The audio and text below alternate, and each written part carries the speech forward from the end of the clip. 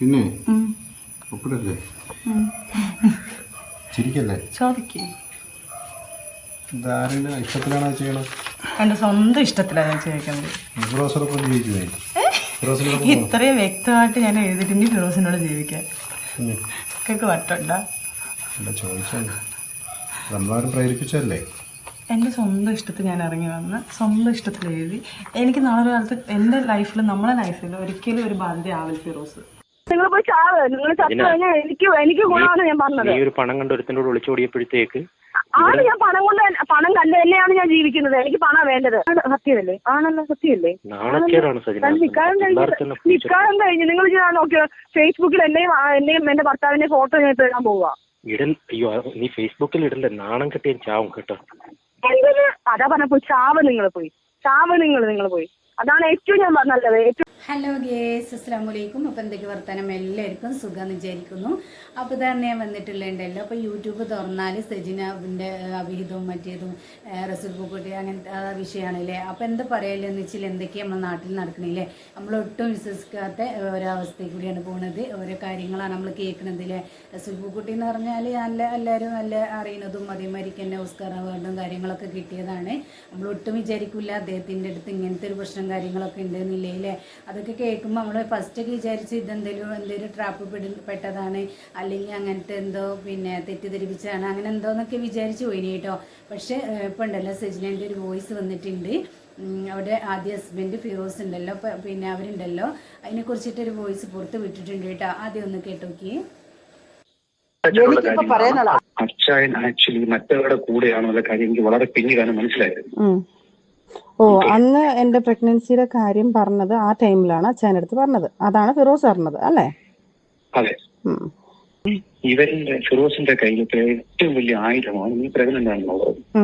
Okay, 2 മാസം കഴിഞ്ഞപ്പോ പോയി എന്നുള്ളത് സത്യം തന്നെയാണ്. അപ്പം എനിക്ക് ഓൾറെഡി ആ കുഞ്ഞിനെ നിങ്ങൾ പ്രൊട്ടക്ട് ചെയ്യാൻ തുടങ്ങിയത് നിങ്ങൾ എനിക്ക് മെഡിസിൻ മേടിച്ചും തരാം. അല്ല, ഇനി റസൂലിക്ക ഞാനൊരു കാര്യം പറയട്ടെ, ഞാൻ ഒരിക്കലും അങ്ങനെ ചെയ്യുന്ന ഒരു കുട്ടിയല്ല. ഇവരെ കൊല്ലാൻ വേണ്ടി ദേഷ്യപ്പുറത്ത് ഞാൻ പറഞ്ഞിട്ടുണ്ടായിരിക്കും, അവര് സത്താലും കുഴപ്പമില്ല, എനിക്കിത് മതി, എനിക്ക് പൈസ മതി. ഓവർ കുബുദ്ധി, ഇക്കാടെ ഓവർ കുബുദ്ധിയാണ് നിങ്ങളെ ലൈഫിൽ ഇപ്പോഴും. ഞാൻ പറഞ്ഞോട്ടെ എന്ത് രക്ഷിക്കും ഞാൻ പറഞ്ഞോട്ടെ, നിങ്ങളെ ഓവർ കുബുദ്ധിയാണ് നിങ്ങളെ ലൈഫിൽ നമ്മളെ കാര്യം വരെ പുറത്ത് വന്നതും. ഇനി എനിക്ക് റസൂലിക്ക എത്രയോ നാളുകളായിട്ട് നീ നിന്റെ കൂട്ടുകാരുടെ പറഞ്ഞോണ്ടിരിക്കുന്ന കാര്യമാണ്. എന്ത് പറഞ്ഞോണ്ടിരിക്കുന്ന കാര്യമാണ്? എന്തോന്ന് ആണല്ലോ റസൂലിക്ക നിങ്ങളെ വൈഫിന്റെ അടുത്ത് പറഞ്ഞേക്ക് പ്രഗ്നന്റ് കാര്യം പറഞ്ഞേ പറ്റത്തുള്ളൂ റസൂലിക്ക. ഇനി എനിക്ക് അല്ലല്ല ഇനിയിപ്പോ എനിക്ക് എനിക്ക് പറ്റത്തില്ല അമ്മ. ഞാൻ എത്രയോ ക്ഷമിക്കുന്നുണ്ടമ്മ. എല്ലാം ഞാൻ നിങ്ങൾ കുടുംബക്കാരെ വിടാം. എന്നിട്ട് ഇയാൾ നമ്മളെന്താ സംസാരിച്ച ശേഷമല്ലേ ഇയാൾ അവരെ വിളിച്ചിട്ട് ഇങ്ങനെ സംസാരിച്ചത്? നീ ഒരിക്കലും ഞാനും നീയും ഒരുമിച്ച് നിൽക്കേണ്ട ആവശ്യകത നീ ഇപ്പോഴും മനസ്സിലാക്കിയിട്ടില്ല. അത് ഞാനല്ലല്ലോ മനസ്സിലാക്കുന്ന റസൂൽ പൂക്കുട്ടി. ചതിച്ചുണ്ടാക്കി എന്നുള്ളൊരു ഡയലോഗ് ഉമ്മയുടെ നേരത്തെ പറഞ്ഞു നിങ്ങള്. ഞാൻ സജിന ഇങ്ങനെ ഞാൻ അത് നിർബന്ധിച്ചു പിടിച്ചുണ്ടാക്കിയെന്ന് പറഞ്ഞു. ഷോക്ക്ഡാ. എന്ത് നിങ്ങൾ കുഞ്ഞു പോയോണ്ടോ വിചാരിക്കുന്നത്? കാരണം എനിക്ക് മറ്റേ ലണ്ടനിൽ നിന്ന് UAE നിന്ന് എനിക്ക് മെഡിസിൻ എടുത്തുകൊണ്ട് വരുന്നു കുഞ്ഞിന് കൊടുക്കാനുള്ള പ്രൊട്ടക്ട് ചെയ്യുക, കുഞ്ഞിന് എത്രയും കെയറിംഗ് ആയിട്ട് ചെയ്യണം എന്നുള്ള സാധനങ്ങൾ നിങ്ങൾ അക്സെപ്റ്റ് ചെയ്തു എന്ന് പറഞ്ഞു കഴിഞ്ഞാൽ നമ്മൾ മ്യൂച്വലായിട്ട് എടുത്തൊരു തീരുമാനം കുഞ്ഞിനെ കണ്ടിന്യൂ ചെയ്യണമെന്ന് പറഞ്ഞതിന് ശേഷം അത്രയും കെയറിംഗ് ആയിട്ട് നിന്ന ഒരാൾ എൻ്റെ വീട്ടിൽ നിന്നാലും എൻ്റെ ഇവിടുന്ന് പറയുമ്പോഴായാലും നിങ്ങൾ എൻ്റെ വീട്ടുകാരത് പറയുന്നത് അതെങ്ങനെയെങ്കിലും അതിനെ കൊല്ലാൻ നോക്കുക, ആ കുഞ്ഞിനെ കൊല്ലാൻ നോക്കുക. വേണ്ട എങ്കിൽ ആദ്യം ഒന്ന് അബോട്ടായതാണല്ലോ. അപ്പൊ ഞാൻ പറയുന്നു ശരി പ്രൊട്ടക്ഷൻ എടുക്കണ്ട, എനിക്കത് ഇഷ്ടമല്ല എന്ന് ഞാൻ പറയുന്നുണ്ട്. അപ്പം നിങ്ങൾ നിങ്ങളെ സേഫ്റ്റി നോക്കിക്കൂടായിരുന്നോ? അപ്പം നിങ്ങൾക്ക് ഇനിയും ഒരു കുഞ്ഞുണ്ടാവും എന്നുള്ളത് അറിയാമല്ലോ. അപ്പൊ ഞാൻ ചോദിക്കട്ടെ, ആ ഒരു കുഞ്ഞുണ്ടാവുമ്പം ഞാനത് നേരത്തെ പറഞ്ഞിട്ടുള്ള ആ ഒരു കുഞ്ഞുണ്ടായിക്കഴിഞ്ഞാൽ ഇനി ഒരു കുഞ്ഞുണ്ടായാൽ ഞാൻ കളയിലേക്കാം. എനിക്കത് പറ്റത്തില്ല. കാരണം ഞാൻ അന്ന് പോലും ആ ഒരു കോമയിൽ പോയത്, ഈ കുഞ്ഞ് പോയപ്പോ പോലും ഞാൻ എന്നമ്മയ്ക്ക് അറിയാം ഞാൻ അത് അതാണ് കേട്ടോ.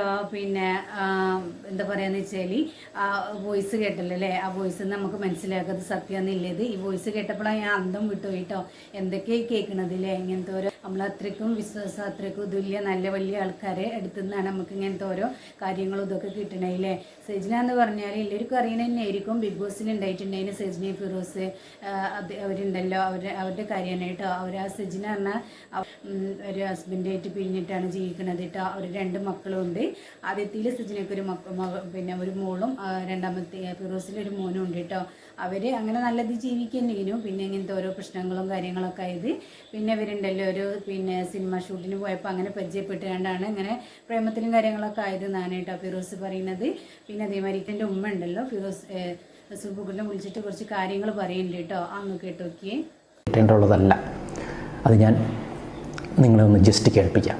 എത്രയും പെട്ടെന്ന് ഒരു ലീഗൽ സംഭവം എടുത്തിട്ട് ഇവനെതിരെ കേസ് ഫയൽ ചെയ്യുക, ഫിറോസിനെതിരെ. തൽക്കാലം ഉണ്ടായിരിക്കുന്ന ഒരു വലിയ വിഷയം ഒന്ന് ശാന്തമാക്കാൻ ഞാൻ ചെറിയൊരു കാര്യം പറഞ്ഞേ ഉള്ളൂ. അത് അങ്ങനെ മാത്രം എടുത്താൽ മതി. ഞാൻ ഷാജിയോട് കാര്യം പറഞ്ഞിട്ടില്ലല്ലോ. അതുപോലെ ഒരു ചെറിയൊരു നമ്മളത് ഒരു തൽക്കാലം കുറച്ച് സമയത്തേക്കൊന്ന് മൂടി വയ്ക്കുന്നു, അത്രേ ഉള്ളൂ. ഒരു മാസം കഴിയുമ്പോൾ എന്താണെന്നുള്ള കാര്യം നമുക്ക് പിന്നീട് നോക്കാം. ഇവൻ ഡൈവോഴ്സ് തരുന്നില്ല എന്ന് പറഞ്ഞ് ഒരു കേസ് ഇങ്ങനെയുള്ള കാര്യങ്ങൾ ചെയ്ത് ഇതിനെല്ലാം ഞാൻ കൂടെ നിൽക്കാം. ശരി, അതെല്ലാം ചെയ്ത് കുഴപ്പമില്ല. അതെല്ലാം ഞാൻ വലിയ പൈസ അച്ഛൻ ആക്ച്വലി മറ്റവരുടെ കൂടെ. അപ്പോൾ ഇതാണ് കേട്ടോ പിന്നെ സജിനൻ്റെ ഉമ്മ പറയുന്ന വോയിസ്, റസൂൽ പൂക്കുട്ടി അദ്ദേഹത്തിനോട് പറയുന്ന വോയിസാണ്. ഇതുണ്ടല്ലോ ഉമ്മനെ പറഞ്ഞാൽ മതിയില്ലേ, ഉമ്മ ഇങ്ങനത്തെ ഈ മോൾ ഇങ്ങനത്തെ പ്രശ്നങ്ങൾക്ക് ഇതൊക്കെ ആദ്യം പോകുമ്പോഴത്തേന് അത് തടയണമായിരുന്നു അല്ലേ. ഇങ്ങനത്തെ തെറ്റും കാര്യങ്ങളൊക്കെ ചെയ്യുമ്പോൾ തന്നെ മക്കളെ ശാസിച്ച് അങ്ങനെ കൊണ്ടുവരണമായിരുന്നു. പിന്നെ എന്താ പറയില്ലെന്ന് വെച്ചാൽ സജിന ഇത് മാത്രമല്ല കേട്ടോ, ഒരു ആൽബത്തിൽ അഭിനയിച്ചാൻ പോയി, അവിടെ ഡയറക്ടർ ഓരോ കൂടെ അതേമാതിരി തന്നെ അഭിനയിച്ചാൻ പോയ ആളോ അങ്ങനത്തെ ഒക്കെ ഒരുപാട് പ്രശ്നം ഫിറോസ് പറയുന്നുണ്ട്. എന്താ പറയില്ലെന്ന് വെച്ചാൽ നമ്മൾ ഒട്ടും വിചാരിക്കൂല കേട്ടോ അദ്ദേഹത്തിൻ്റെ അടുത്ത് നിന്ന് ഇങ്ങനത്തെ ഒരു പ്രശ്നം കാര്യങ്ങൾ എന്തോന്നില്ലത്. നമുക്ക് കേൾക്കുമ്പോൾ തന്നെ എന്തോ ഒരു ഇതുപോലെ അല്ലേ, എന്തോ ഒരു പിന്നെ നമ്മൾ വീഡിയോ ഇടാൻ തന്നെ മടി പോലെ കേട്ടോ. എനിക്ക് അത്രക്കും ഇത് തോന്നുന്നുണ്ട്. എന്താ അദ്ദേഹത്തിൻ്റെയൊക്കെ ഒരു അവസ്ഥ അല്ലേ. ഇങ്ങനെയൊക്കെ സ്വന്തം ഭാര്യയും മക്കളും ഒക്കെ ഉണ്ടായിട്ടാണല്ലോ അവരിങ്ങനെ ഈ ഓരോ ചതിക്കുയിൽ വന്ന് ചാടാൻ നിൽക്കുന്നത് അല്ലേ. അതേമാതിരി തന്നെ സജിന പിന്നെന്താ സജിനെ കുറിച്ചിട്ട് എന്താ പറയലെന്ന് വെച്ചാൽ അവർ ഇത്രയും ഫ്രോഡാണെന്നുള്ളത് ഒരിക്കലും കരുതൂല കേട്ടോ. അവരെന്താണെന്ന് വെച്ചാൽ ബിഗ് ബോസിലൊക്കെ ആയപ്പോൾ ഫിറോസ് ഭയങ്കര ഷൗട്ട് ചെയ്യലും അതേമാതിരി തന്നെ ഭയങ്കര വാഷിങ് കാര്യങ്ങളും അങ്ങനെയൊക്കെ ആയിട്ട് നമ്മളൊക്കെ എല്ലാവരും വിചാരിച്ചിട്ടുണ്ടായിരുന്നു കേട്ടോ ഇവരെങ്ങനെ ഈ ഫിറോസിൻ്റെ അടുത്ത് ജീവിക്കണേ അങ്ങനെ എന്നൊക്കെ നമുക്ക് തോന്നിപ്പോയിട്ടുണ്ടായിരുന്നു. ഇപ്പോൾ അതൊക്കെ പാടെ കേൾക്കുമ്പോൾ തോന്നുക ഇവിടെ ഇത്രയും ഫ്രോഡായിരുന്നോ എന്നില്ല കേട്ടോ, അത്രക്കും മോശം സ്ത്രീ ആയിരുന്നോ എന്നുള്ളത് തോന്നിപ്പോവും.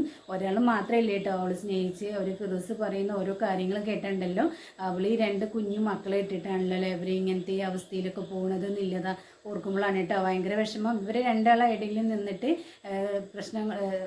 ഇതാണ് എന്താണെന്ന് വെച്ചാൽ മക്കളെ കാര്യമാണ് കേട്ടോ. 2 മക്കൾ അതിൽ ഇടയിൽ ഇതാവുന്നത് 2 മക്കളെ കാര്യമാണ്.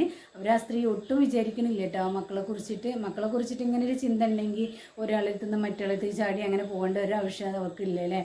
ഹസ്ബൻഡിൻ്റെ ഇതൊക്കെ എല്ലാം ഉണ്ടായിട്ടും പിന്നെ വേറെ അടുത്ത ഒരാളെ കൂടെ അതും റസൂൽ പൂക്കുട്ടി എന്നൊക്കെ പറയുമ്പോൾ നമുക്ക് ഒട്ടും വിശ്വസിക്കാൻ പറ്റൂല കേട്ടോ. സത്യം പറയാലോ, ഞാൻ ഫസ്റ്റ് ഒന്നത് കേട്ടപ്പോൾ ഒട്ടും വിശ്വസിച്ചിട്ടില്ല കേട്ടോ. എന്തായാലും ഒരു തട്ടിപ്പാണ്, ഒരു പിന്നെ ട്രാപ്പിൽ കുടുക്കിയതാണ് അങ്ങനെയൊക്കെ തന്നെ വിചാരിച്ചിട്ടുണ്ടായിരുന്നത്. പക്ഷേ ഈ വോയിസ് വന്നപ്പോൾ നമുക്ക് വിശ്വസിക്കാൻ പറ്റില്ല അല്ലേ. ഗർഭിണിയായിട്ടും അതേമാതിരി തന്നെ അബോർഷൻ ചെയ്തതും അതേമാതിരി വീണ്ടും ഗർഭിണിയായതും അവരെ വായിന്ന് തന്നെ വാക്ക് കേട്ടാണ്ടല്ലോ നമുക്ക് ഇതിൽ ഉൾപ്പെടുത്താനും കൂടി ഒന്നും തോന്നില്ല കേട്ടോ. അത്രക്കും അറപ്പും വെറുപ്പും തോന്നുന്നുണ്ട് ഓരോ വോയിസ് ഒരു കാര്യങ്ങളും കേട്ടാൽ. അപ്പോൾ ഫിറോസ് പറയുന്ന ബാക്കി കാര്യങ്ങളൊന്ന് കേട്ടു നോക്കിയേ. ഉണ്ടായിരുന്നില്ലെന്നുള്ള എനിക്ക് പിന്നീടാണ് മനസ്സിലായത്. ഇതിലെ ട്വിസ്റ്റ് എന്ന് പറയുന്നത് ഈ ഷാനി ഫൈരൂർ അതിൻ്റെ ഡയറക്ടറായിരുന്നു. അത് കഴിഞ്ഞ് എൻ്റെ പ്രൊഡ്യൂസർ നജീം കല്ലറ പാകിസ്ഥാൻ മുക്കിലുള്ള ഒരുത്തനാണ്. അവനാണ് ഈ ആൽബത്തിൻ്റെ പ്രൊഡ്യൂസർ. അപ്പോൾ അവൻ ഈ മലപ്പുറത്ത് വന്ന് കോട്ടയ്ക്കൽ പുതുക്കാട് വന്ന് സെറ്റിലായിരിക്കുകയാണ്. ഇങ്ങനെ ഈ സ്ഥിരം ഇങ്ങനെ ആൽബം ചെയ്യുന്ന ഓരോ പെൺപിള്ളേരെ കൊണ്ടുവന്നു ഇങ്ങനെയൊക്കെ ആൽബം ചെയ്യുന്നവരൊരു ടീമാണ്. അങ്ങനെ ഇവനെന്തോ അവൻ്റെ ബാങ്കിൽ 1 കോടി രൂപ കിടപ്പുണ്ട്, ഇവനിപ്പോൾ ആരുമില്ല ഇവന് എന്നൊക്കെ പറഞ്ഞിട്ട് കുറേ സ്ഥിരം ചില ടീമുകൾ അടിക്കുന്ന നാടക ഡയലോഗ് ഉണ്ടല്ലോ, അതൊക്കെ അടിച്ച് ഇവന് ഒരു സ്നേഹത്തിന് വേണ്ടി കൊതിക്കുന്നതാണ്. മറ്റേ പൈങ്കിളി സാധനങ്ങൾ ഇതൊക്കെ അടിച്ചിട്ട് ഇവളുമായിട്ട് കണക്റ്റഡ് ആകുന്നു. അവസാനം ഒരു സുപ്രഭാതത്തിൽ സജിന ഇവൻ്റെ കൂടെ ഒളിച്ചോടുകയാണ് ചെയ്യുന്നത്.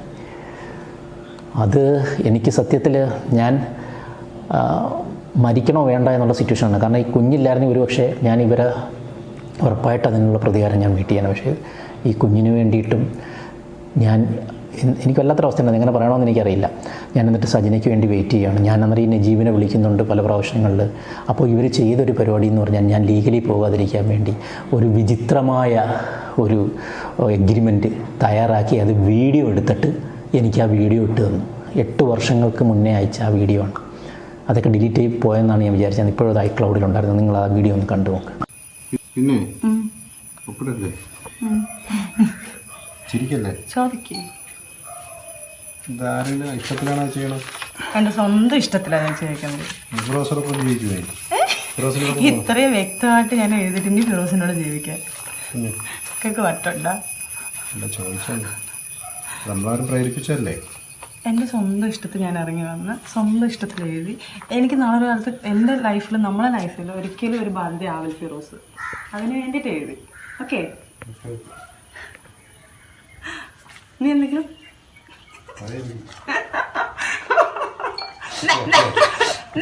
അതായത് നാളെ ഒരു ലീഗൽ ഇഷ്യൂ വന്നാൽ അവൻ സേഫ് ആവാൻ വേണ്ടിയിട്ടാണ് അവൻ അത് പറഞ്ഞു കൊടുക്കുന്ന ഓരോ കാര്യങ്ങളും.